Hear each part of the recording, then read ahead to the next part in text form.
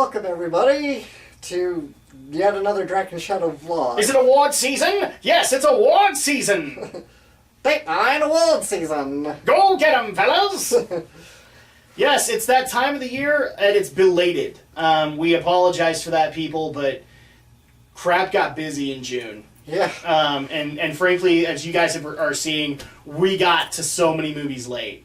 We got to Warcraft late. We got to Independence Day Resurgence. I'm trying to think, did we get to Captain America late? No, I think No, we were on schedule until after Captain America, and then everything went extended. So at that point, our schedule went to heck in a handbasket really dang quick. So with that, we're also running a little late on this, and that is the best movies of the year so far. Because we like to be able to give enough of a spotlight to all of the movies, and doing it once a year just doesn't seem all that fair, because some movies may not even get mentioned ever again. Yeah.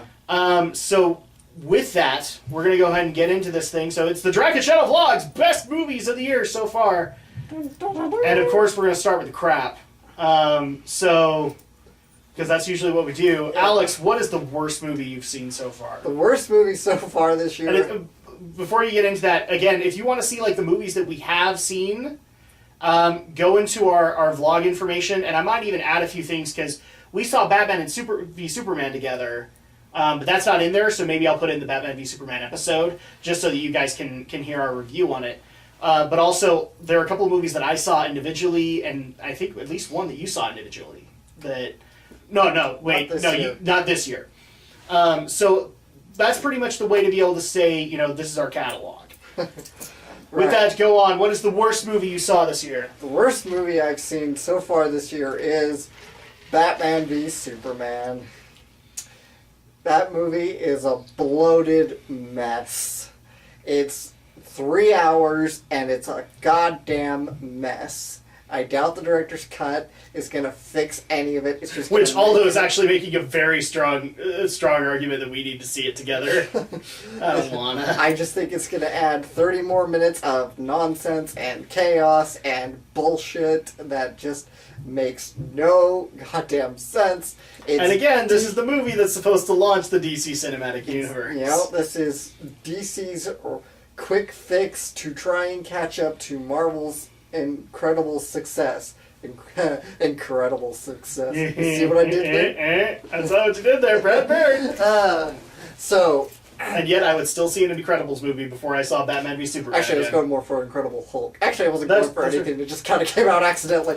But this is, as I mentioned, this is DC's really sorry attempt to try and catch up to Marvel, because they haven't had the strongest of movies compared to Marvel. Well, let's be more specific about that. It's Zack Snyder's attempt to catch up to the Avengers. It's not just Zack Snyder, okay? Oh, Snyder is a cog in the... At the end of the day, Snyder is a cog in the machine. And yet to DC, he's an irreplaceable cog. Yeah, but it's just because he's the one who's made the most money for them. Let's face it. Yeah, well, that and Christopher Nolan, but Christopher Nolan doesn't want to. So, Christopher Nolan is more interested in. I think he's actually said he's more interested in being a writer, and he doesn't want to direct these, and in some cases, he doesn't want to work on these movies ever again. He's done 3 Batman movies in a row. I can't blame the guy for wanting to get away from superheroes for a while. Even we're seeing that now with Joss Whedon. If only we could find that justification for Zack. Yes, but it's... Yeah, you'd think Zack would be done with superheroes by now. Yeah, he's worked on who knows how many comic movies. And done 300. He's done 300, Watchmen, Man of Steel. The Spirit, I think, was his too, wasn't it? Because that's a Frank Miller novel. No idea. No, Sin City was the one that he worked on. Then he's also done Man of Steel. We mentioned that, and Batman v Superman. He's worked on so many comic adaptations. Jeez, you think for somebody who works on that many, you'd actually care about this media, but he clearly doesn't. Or you doesn't. think he'd evolve.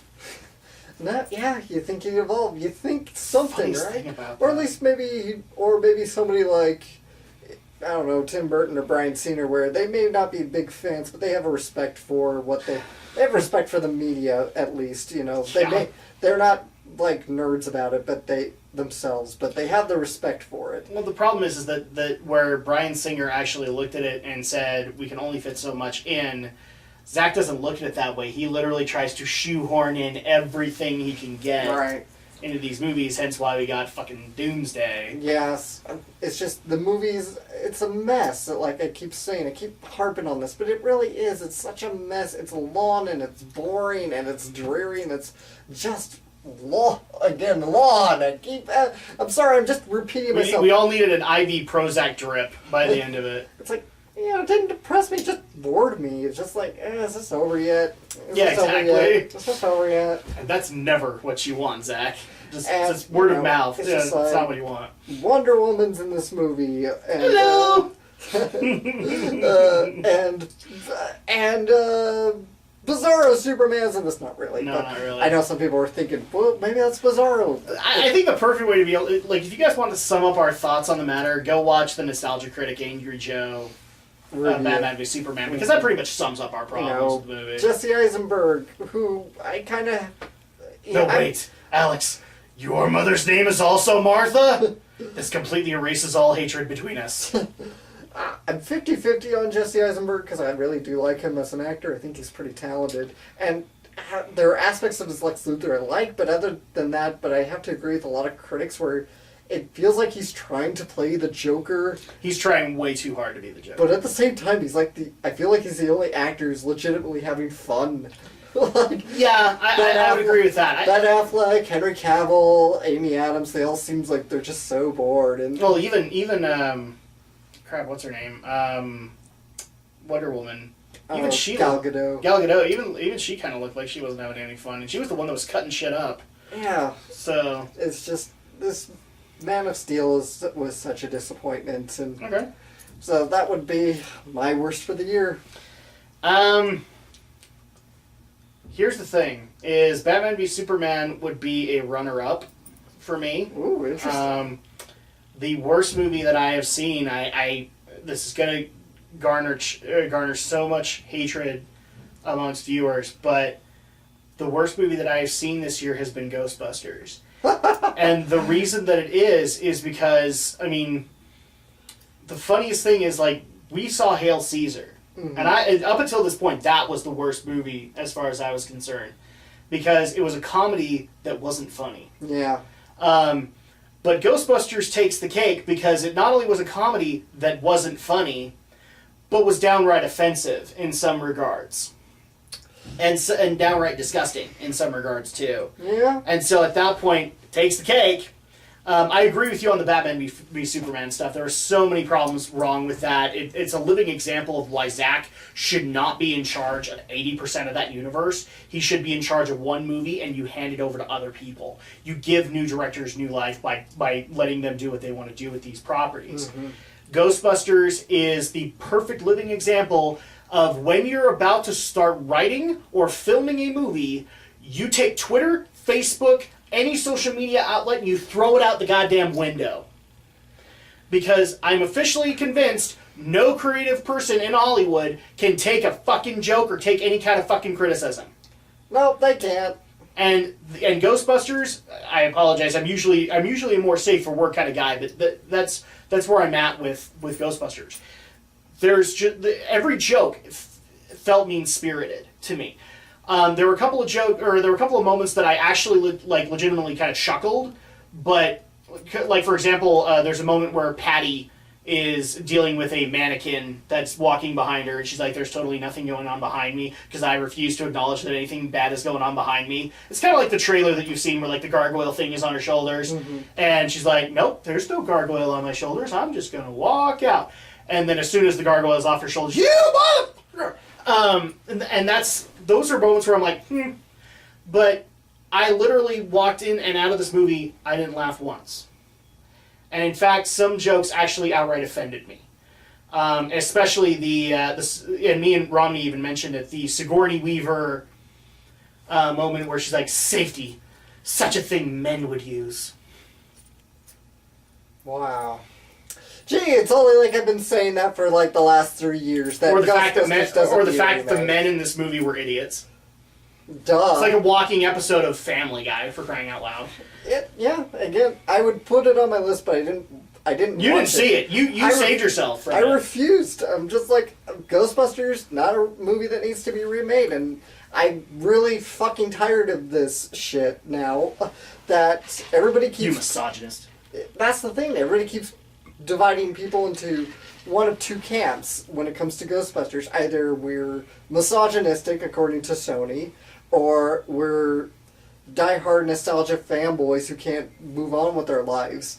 And to that, all I can say is, fine. Let me be the nostalgic fanboy who can't move on with my life, but when The Godfather inevitably gets remade, then I'm going to come back and I'm going to make fun of you for being the nostalgic fanboy who can't move on with his life. But at the same time, I mean, and I said this in the video, and you know this because you talked to me after. Mm-hmm. I wanted to like that film. I walked in wanting to like it. I wanted to check my brain at the door. I wanted to convince myself it was going to be fucking gold. And every time something would happen, I was like, it's okay, I can move on to the next one. And slowly, throughout my watching of the movie, the justifications kept getting weaker and weaker and weaker, and then I finally just had to acknowledge, I didn't like this movie. I wanted to like it, but I couldn't like it. Yeah. So, yeah, it's my worst movie of 2016 so far. Because at that point, I much rather, and me and Romney even said it in our video, and we'll put a plug into that, that if you're going to do this, you need to hire writers with thicker skin than this. People who can actually take criticism and not run with it and not use it as a backchatter of, oh! Instead, that they can take it and go, okay, well, that's your opinion. Because no writer on this, maybe Paul Feig is exempt, I don't know. Oh no, but Paul Feig is guilty as hell. But every writer here needs thicker skin than the ones that they had. Not just the writers, the executives at Sony who use this as shitty. I'm not gonna jump on them so much because again, another problem of this was it wasn't a movie; it was a marketing campaign. That's exactly what it was. And that's who you should be jumping on. It's Sony because this was their stupid idea. This is what again. But I can't fault Sony for being Sony. I know why they were doing it the way that they were doing it. But this is one of those things where I'd actually get more on the director and say, look, Sony, marketing is your thing. You're not supposed to be involved in the director's job. The director's chair is for the director. Mm-hmm. And the director probably should have, again, had more of a spine with them and said, your job is to market our fucking toys. We will get you a product, and your job is to make it look like freaking gold. Mm-hmm. That's the way it is. And nobody did that here. And Sony was able to run all the way through the entire thing. They own the director's chair, they own the producer's chair, the writer's chair, all of that, and they shouldn't have. Yeah, it's one of those things where, again, we mentioned this as gamers. There's a reason you don't put a marketing guy in charge of a game. Yeah. They don't know what they're doing. That's true. It's true. And if you just go, I've recommended this several times on Geek News, but if you watch through the whole Ghostbusters legacy on Midnight's Edge on their channel, they pretty much go through the whole fiasco of getting this movie off the ground from when it was still under consideration for Ghostbusters 3 to getting to Amy Pascal changing her mind and deciding to make this a remake with women to hiring on Paul Feig to wrangling it out of Ivan Reitman's hands, to strong-arming Bill Murray into showing up in a cameo. And forcing you to like it because it was for Harold Ramis. And because it had women's. And, yeah. And the strangest thing about it, the women were not the problem I had. The writing was. I kept saying this the whole time. I'm sorry we're harping on this so much. No. But we'll get into our good movies, I promise. But yeah. It's like I've said, this could have starred four men again, and I still wouldn't have seen it. It could have had Seth Rogen and James Franco and Adam Sandler, and I still wouldn't have seen it because I never wanted to see this. I never wanted to see Ghostbusters remade. It's the argument I made 3 years ago when this was being talked about. When we talked about it on Geek News, you're never going to recapture that comedic chemistry that Bill Murray, Dan Aykroyd, Harold Ramis, and Ernie Hudson, and Sigourney Weaver, and Rick Moranis all had together on those movies. And the funniest thing about it, the two cameos that they missed out on that entire movie, one had quit acting altogether, which was Rick Moranis, and one was dead. oh wait, he was a cameo in the movie. Damn it. That's the funniest thing about it. So yeah, we're not going to harp on this too much more, but if you guys want details on my thoughts on the matter, I did a review with Stephen Romney of the Geek News podcast, and on his channel, Studio Ghost Utah. So you guys can look that up. We have a spoiler-free review, and we also have a spoiler discussion on what we would do to fix it. So with that, we've now done our worst movies. So Batman v Superman for him. Batman v Superman is my runner-up, and then Ghostbusters 2016. Let's get into the good movies, and we usually keep these to like a top 3 for the first run. Then we do like a top 5 at the end of the year. But I'm going to let you have an honorable mention if you want to have one. Okay. Well, I suppose my honorable mention would be... Oh, that's tough, because there's been a few really decent movies that I'd put in the honorable mention list. Maybe not cracking top 5 or top 3 even, and it's tough. I'm going to give a couple runner-ups. One would be Finest Hours, and one would be the BFG. Okay. And the BFG... So you kind of have like one for kids, and then you also have one for adults. Yeah, Finest Hours, really good movie, just interesting story about Which, if you saw the reviews for it, it got ripped a new one. Yeah. It got ripped through the ringer. Nobody liked that movie, which I don't understand. I thought it was a really solid, nice, feel-good movie for the year. It came out really early in the year, so it's kind of been forgotten in the sea of other hyped movies, but really... Well, and on top of that, it came out really close to... there was another movie that came out along with it, and that one was being hyped way more than The Finest Hours. I want to say it was Hail Caesar, but I don't think it was. No. It was something else. It's just... It also... It had some poor marketing because it also got, like, delayed a couple times. I mean, I can remember seeing trailers probably back last fall, really, for it, and it seemed like it would be, like, a December movie, but I think it got delayed a couple times. Which is dumb, because this would have been the Okay... Star Trek Beyond is coming out. It isn't out yet as of right now when this video is being recorded. But that was a big movie, and Chris Pine is in it. This would have been the perfect time to ink out whatever you could have out of that in The Finest Hours, and the fact that he was in it. And I still hold true to what I said in that review. If I don't see Chris Pine in Best Actor nominations next year, F it. I don't even care about the Oscars anymore, because he delivered a damn good performance. Yeah, it was really good. And so did Ben Foster, for the record, in that movie. Yeah. So, just unfortunately, I don't see this getting any accolades really. Maybe a few here and there, but just because of how poorly the movie's been received, and just unfortunate. Yeah. So it was a good movie. Really interesting story, because you get to see the Coast Guard go on this daring rescue mission. So anybody who's just ever been interested in Coast Guard history or maritime history. And to all the people who actually did send me a message, it's like, what's a biopic? We're not biopics are so easy to write and blah blah blah blah blah. Okay, then if that's the case, then Finest Hours should be in Best Picture right off the bat, because fucking Concussion. What was that? What it was called? Concussion, the Will Smith movie. That was in there. No, it wasn't. Or no, was it a Best Actor nom that he got? No, I don't think it got anything. No, Concussion got 1. I know that. It got 1. Let's take a quick look. I'm curious. All right. Well, but again... We checked. So, no, Concussion did not have any Oscar nominations. It had 1 Golden Globe nomination. But yet it got freaking accolades for it. And I'm saying, if biopics are so easy and they tug at them heartstrings, then the Finest Hours needs to be given a focus next year. Mm-hmm. All right? Because that's another thing, even Bridge of Spies got that, and that's based on true events. So that's just the way it goes. Those were your honorable mentions. You like the BFG, obviously, which we just barely reviewed. Yeah. My honorable mention, at least if you're done. Yep. My honorable mention is actually going to go towards a movie I saw alone, and that was Kung Fu Panda 3. Granted, I'm biased on this matter. I like the film and the fact that it was actually trying to create a closure to this story, being able to see Poe's legacy come full circle and him to become the true Dragon Warrior. And the humor was just fine, especially with Bryan Cranston as his dad. I thought he did a really good job.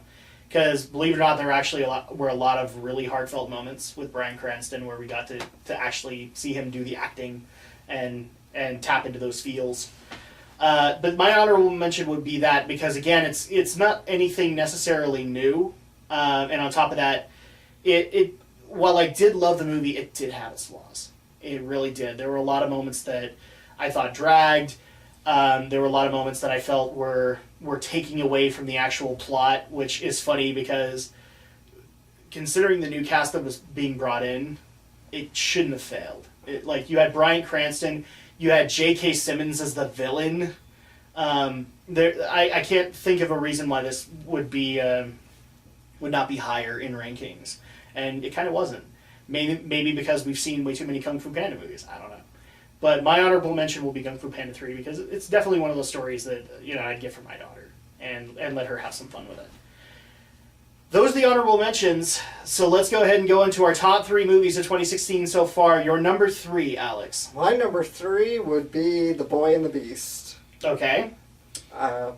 Even though this one's kind of interesting because essentially, as far as Mamoru Hosoda's most high-profile works, I put this one beneath some of his other works, like Summer Wars, Wolf Children, The Girl Who Leapt Through Time.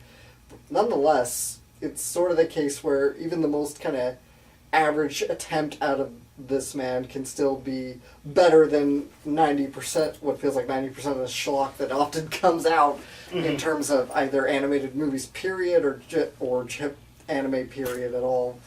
And this was really good. I was looking forward to it ever since it got announced, and because I had adored and loved Wolf Children before it, and Summer Wars, and The Girl Who Leapt Through Time, 3 fantastic movies before it. While this one isn't quite as strong and didn't emotionally resonate with me as well as that, still a really solid movie that I could highly, highly recommend for anybody who loved either of those movies or is just looking for a really good anime movie to try out. Okay. This one is really good. Really great story, great idea. It's a great concept because it feels like, for somebody who did see Wolf Children, which was very much a story about motherhood, this one is in the same vein of that, where this one's about fatherhood, and it's a good coming-of-age story.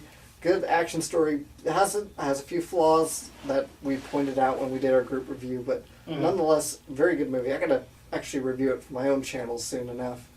I'm actually kind of surprised you haven't done that yet. Yeah, I just got it not long ago. I just haven't gotten around to sitting down and watching it yet again to hash out a proper review for it.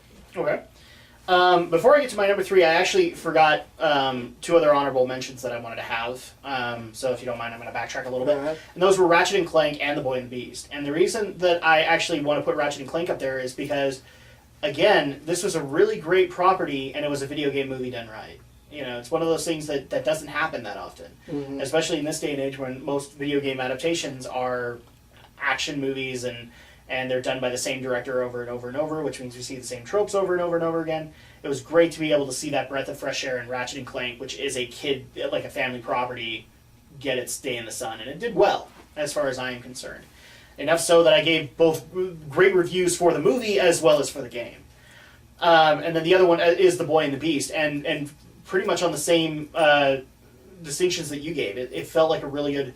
I wouldn't call it a fatherhood story, but that's just because I didn't see that when I walked in there. I haven't seen Wolf Children, so I don't have that distinction. I just thought it was a really great coming-of-age story, and one that people can relate to. The reason that it's downgraded to an honorable mention for me is because that last half of the movie really does take away from it, in my opinion. It was far too long, whereas I was enjoying everything up until the tournament. I thought that was the arc that story needed to go through.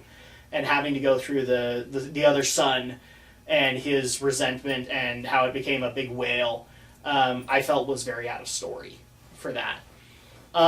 My number 3 is going to another video game movie this year. It is going to Warcraft. And the reason that it's going to Warcraft is because despite the problems... And there's lots of problems in Warcraft. I'm not denying that from anybody's perspective.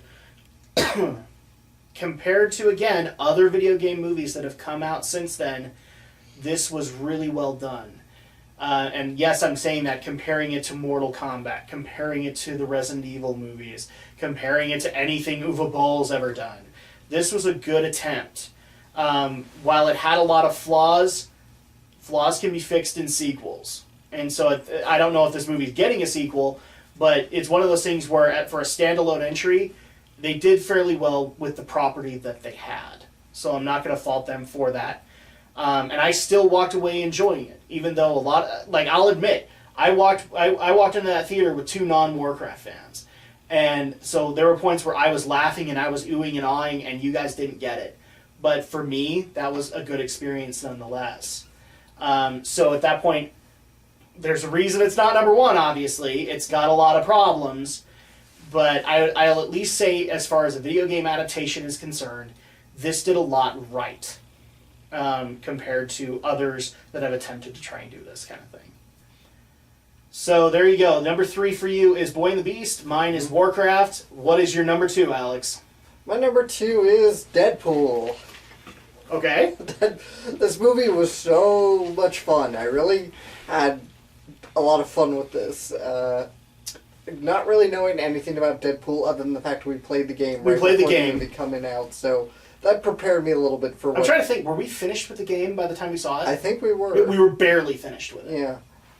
Yeah, and, besides the game, I didn't know really anything about Deadpool, right? But nonetheless, I had fun with it. It was a very silly take on superheroes, and it could almost fall into the satire genre of superheroes, almost. Yeah, I mean, like, you could literally put it right up there with Ant-Man, and the only distinction that I would say that defines the two is where Ant-Man was written more with a family taste in mind, Deadpool is written with a more adult taste in mind. Oh, yeah. I'm glad this movie had the courage to really, really risk what it did. Risk the raunch, yeah. They were taking a huge leap of faith going with the R rating here, and it is a very hard R rated film. And the funniest thing is, like, the R rating wasn't necessarily for the violence, which is what we were saying it had to be. It was because of all the fucking sex in the movie. There's a lot. I mean, there was a lot. It was a very adult movie. Let's put it that way. Plenty of sex, plenty of violence, plenty of bad language. So good on Marvel for taking that chance and on taking the chance with making a and Fox Fox, making a harder, edgier kind of superhero that really warrants the harder and edgier. And further solidifying Ryan Reynolds into a superhero role because he needed one. And even though I hate all of the Green Lantern jokes he made in it, I'm at least happy that he's doing a superhero movie. Yeah. Because he should be. It was a good movie, so plenty of fun there to be had. There's not much diversity between us. My number 2 would be Deadpool. And it's just simply because we've seen a lot of comedies this year. This has been a different year for us in the fact that we actually have seen comedies. We saw Hail Caesar, where we didn't laugh at it. We didn't find it funny at all. We went to Zoolander, which was dumb and hilarious, but it was fine. Yeah.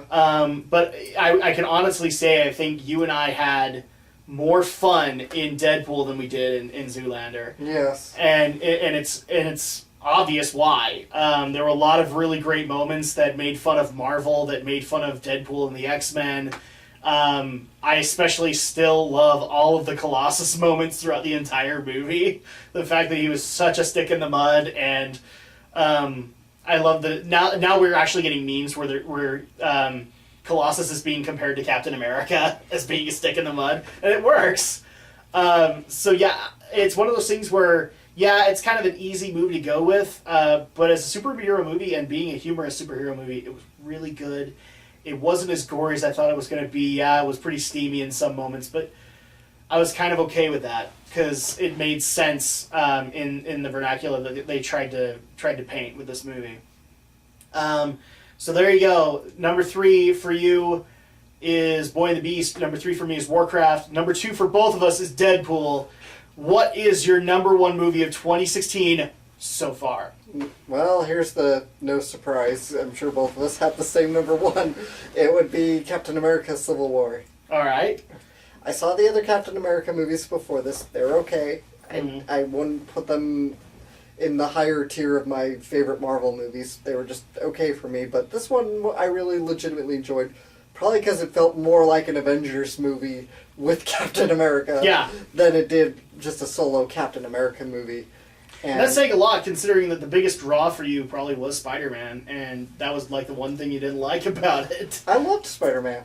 Oh no, no, it was the outfit you didn't like. Yeah. The eyes. You didn't like that. I really just it's weird to see animated eyes in a live action movie. It just it doesn't mesh well for me, but that's a minor nitpick, and I'm not gonna let it stop me from watching the Spider-Man Homecoming when that comes. Oh yeah.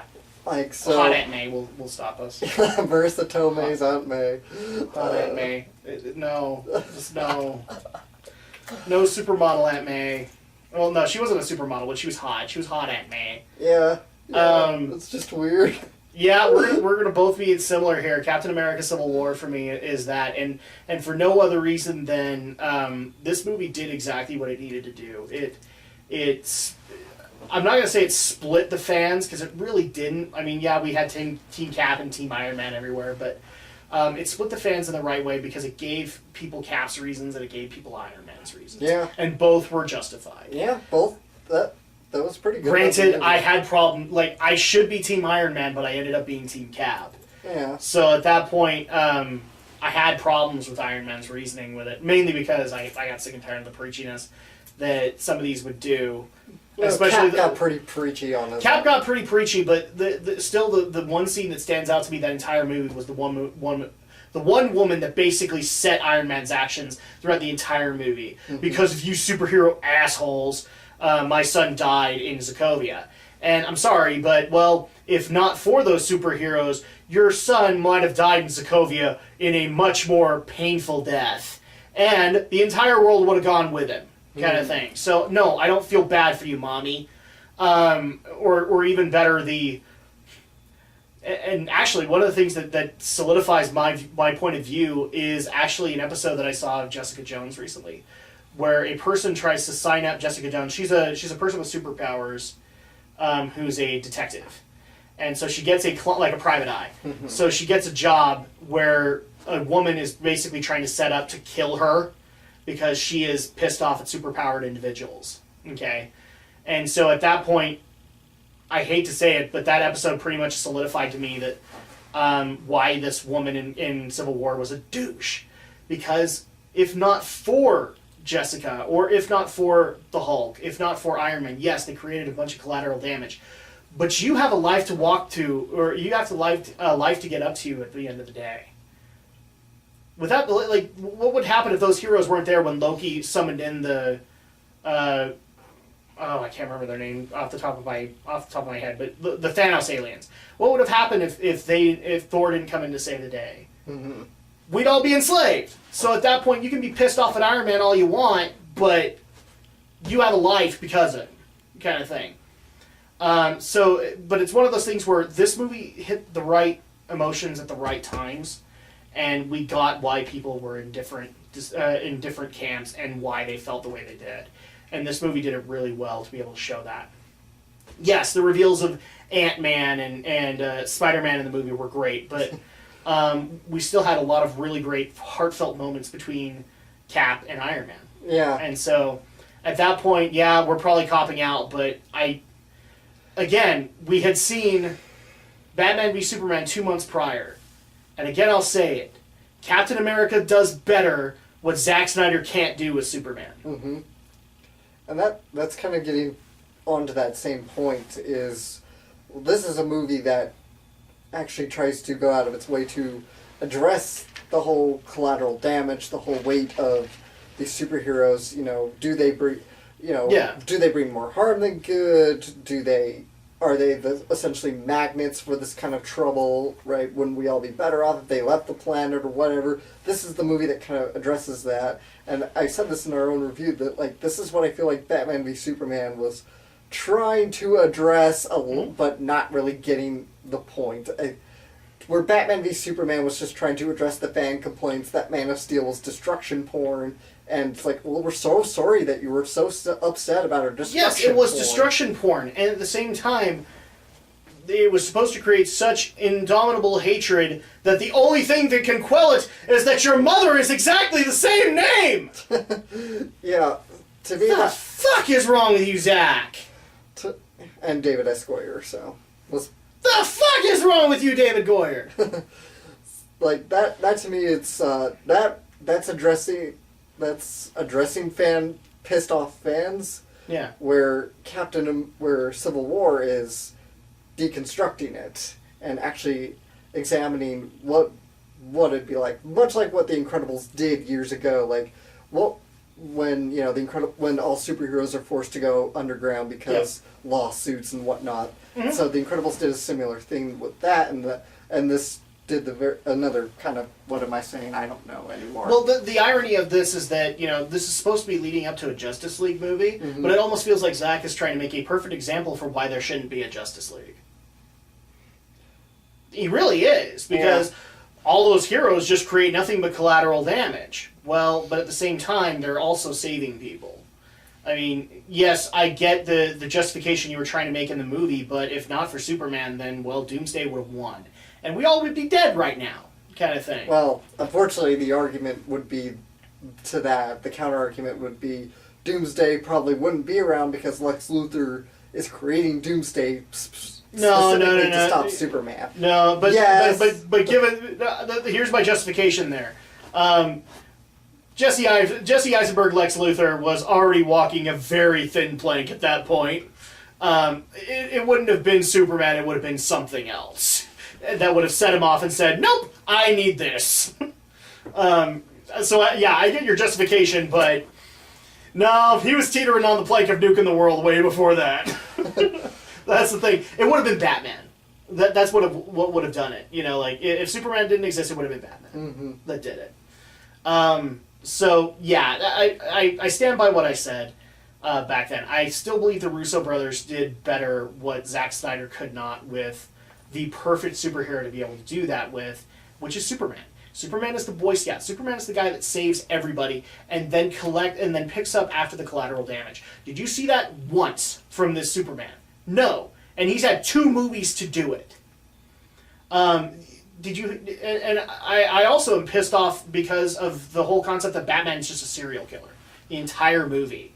Mm-hmm. And that's not who Batman is. In fact, one of the best things that could have happened out of this is you actually had one of those pivotal debates between Superman and Batman of why killing is not necessary and why we should never stoop ourselves to that. Instead, Nostalgia Critic got it right. That he was looking for reasons to kill people. And I just don't like that concept. So it's just one of those things where Captain America is more Superman than Superman is right now. Mm-hmm. He really is. Because and the perfect example of it was the terrorist attack that happened at the beginning of Captain America Civil War. Where they have a bomb go off, it's leveled a building, and the first thing that Cap does, he makes sure that the Scarlet Witch is okay. He goes in and starts rescuing people. Mm-hmm. Because that's what you do! Zack Snyder. That's pretty much our best movies of 2016 so far. And 5 months from now, we'll give our best and our top 5 movies of 2016. And we strongly encourage you guys to watch this video before then, just to see if the same names keep popping up on our lists. But I think that's going to go ahead and do it for us. We hope you guys have enjoyed this video, and we hope you guys continue to enjoy the content that we are providing. We are working our butts off, not just on our own individual channels, but also on working on legit Dragon Shadow content for you guys to enjoy. And with that said, I think that's going to do it for us.